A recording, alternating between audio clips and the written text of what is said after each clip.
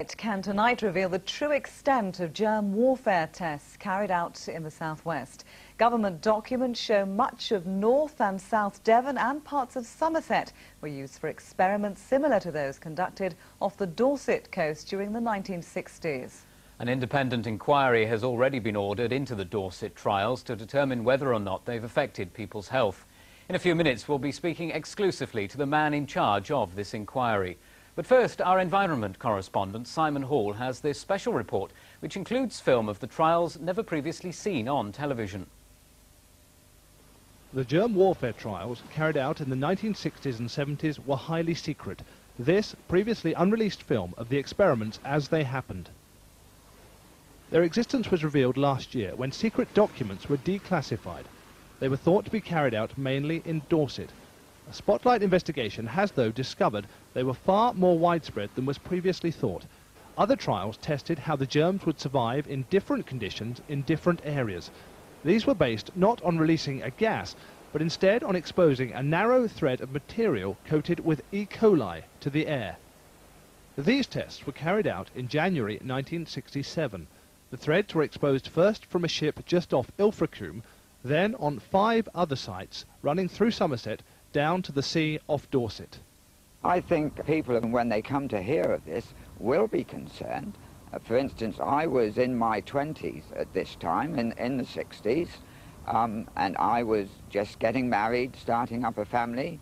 They'll be worried, will this have any implications on their health or the health of their children? Concerns have been raised that the tests may have harmed people's health. In East Lulworth, in Dorset, 21 families say they have experienced miscarriages and children being born handicapped and with other health problems. Robin Southey was one of the scientists who carried out the experiments. His widow, Anne Reed, is pressing the government for a full investigation into the trials. For Robin Southey died at the age of 33 from a rare disease which led to a perforated stomach. His immune system was said to be almost ineffective. The couple had 2 sons. One died at 17 from a brain tumour, the other suffers serious health problems. Their daughter is healthy. I was devastated. We had 3 little children, and with hindsight there were questions I should have asked. But what else do you do when you've got 3 little children waiting at home and you have to go home and say, sorry, Daddy isn't coming home, he isn't better? And our lives were turned upside down. The government has always maintained the trials were safe. It says the germs used were naturally occurring and were treated to make sure they could not be harmful. It's a view supported by many experts. Well, health experts with the authority are looking all the time at the community and its health, and we've seen no evidence to date to identify any clusters of leukemia, any unusual health conditions which some people have said have been associated with these tests. The experiments were carried out at the height of the Cold War. They were designed to assess Britain's vulnerability to a biological attack and to work on methods of defence. The fear, though, is whether some of the people the trials were intended to protect may in fact have been harmed by them. That's a question that should be answered within the next year, for the government has said an independent safety review of the experiments will be carried out by a leading microbiologist. We've been told today that the man leading that independent inquiry into the germ warfare trials is Professor Brian Spratt, who's a microbiologist at Oxford University. Earlier, I asked him if he could reassure people that the inquiry would really have the muscle and the will to get to the truth. Well, I believe so. I'm an independent academic microbiologist. I have no links with the Ministry of Defence. I wasn't chosen by the Ministry of Defence, so I think my independence is assured.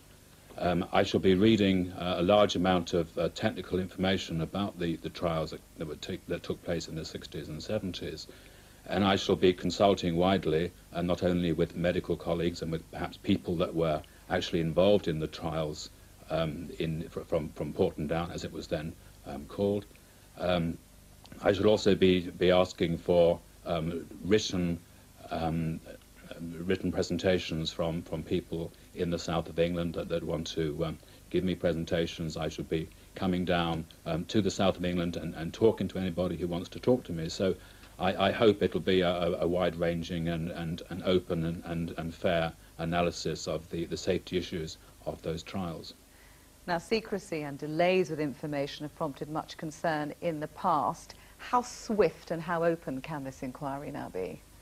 Well, I've got access to all of the files that are available, and I should be receiving those very shortly from the Ministry of Defence. And I've been asked to come to some conclusions and write a report within a time frame of 6 to 12 months, and I hope it'll be closer to 6 than to 12. And the surprising information today that the trials weren't just in the Dorset area but beyond. Can you examine the other trials that we're now hearing about as part of your inquiry too? Well, I can't give you a categorical answer to that.